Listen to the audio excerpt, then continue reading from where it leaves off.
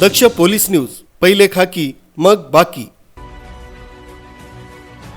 इगतपुरी शहरासह परिसरात कमाल तापमानात वाढ झाल्यानं उन्हाळ्याच्या झळा तापदायक ठरत आहेत। एप्रिल महिन्यात आता उन्हाच्या तीव्र झळा बसायला सुरुवात झाली। त्यातच पहाटेच्या तसंच रात्रीच्या वेळी किमान तापमानात घट न झाल्यानं उष्णता अनुभवायला मिळते। आज इगतपुरी शहराचं कमाल तापमान 38 डिग्री सेल्सिअस इतकं नोंदवलं गेलं। अजून काही दिवस तापमानात वाढ होत राहण्याची तसंच उष्णतेच्या लाटेची शक्यता हवामान विभागानं वर्तवली आहे।